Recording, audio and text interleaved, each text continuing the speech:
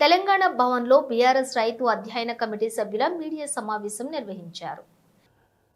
ఆర్థిక పురోభివృద్ధితో పాటు దేశంలో ఒక అగ్రగణ్యమైన రాష్ట్రంగా తెలంగాణను రూపుదిద్ది నిలిచినటువంటి నాయకుడిని, పార్టీని ప్రజలు కోల్పోయి 420 రోజులు అవుతోంది. ఈ ప్రభుత్వం వచ్చి 420 రోజులు అయిందని చెప్పుకోవడం కంటే కేసీఆర్ను ఈ ప్రజలు కోల్పోయి 420 రోజులు అవుతా ఉంది.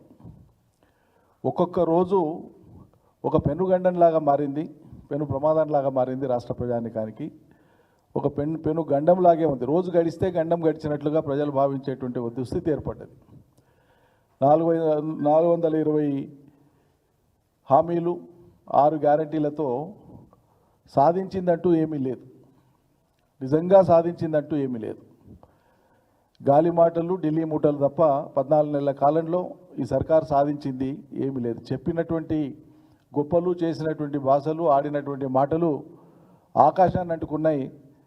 కానీ ఆచరణకు వచ్చేటప్పటికి వాళ్ళ మన కళ్ళ ముందు ఏం పరిస్థితి ఉందో తెలుస్తూ ఉంది.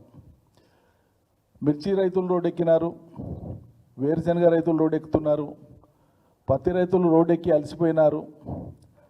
రైతులందరూ కూడా అన్ని పంటలు పండించినటువంటి రైతులు కూడా తమ పండించినటువంటి వ్యవసాయ ఉత్పత్తులకు ధర లేక, కనీస మద్దతు ధర లేక తల్లడిల్లినారు, వాపోయినారు.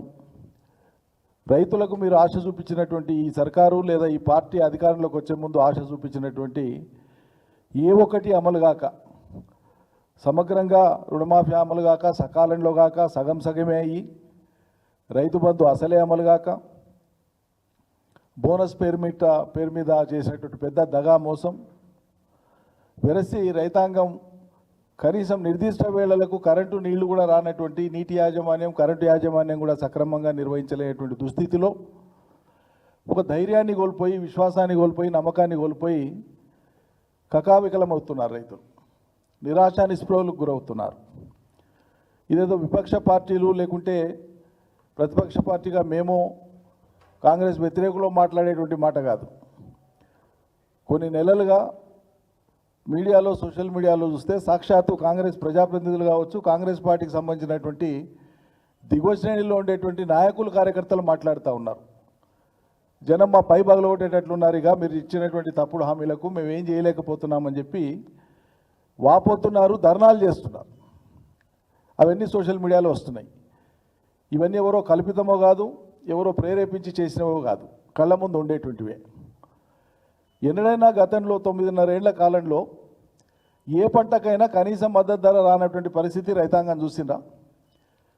ఇలా అదే గుర్తు చేసుకుంటున్నారు రైతులు ప్రతిరోజు. ఈ సర్కారు వచ్చినటువంటి మొదటి రోజు నుంచి కూడా ముఖ్యమంత్రి గారేమో డాంబికాలకు పోయి చాలా పొడు మాటలు, పెద్ద మాటలు మాట్లాడుతూ వస్తున్నారు. ఈ కేసీఆర్ని లేకుండా చేస్తా, కేసీఆర్ ఆనవాళ్ళు లేకుండా చేస్తా, తుడిపేస్తా, ఇది చేస్తా, అది చేస్తా అని నోటికి వచ్చినటువంటి విధంగా ఆయన మాట్లాడుతున్నారు. సరే, అది ఆయన ప్రజ్ఞాపాఠవాలని, ఆయన తెలివితేటల్ని, ఆయన సంస్కారాన్ని తెలియజేస్తాయి. దాని మీద మేము ఎక్కువ మాట్లాడాం. కానీ ప్రజలు ఎవరిని గుర్తు చేసుకుంటున్నారు?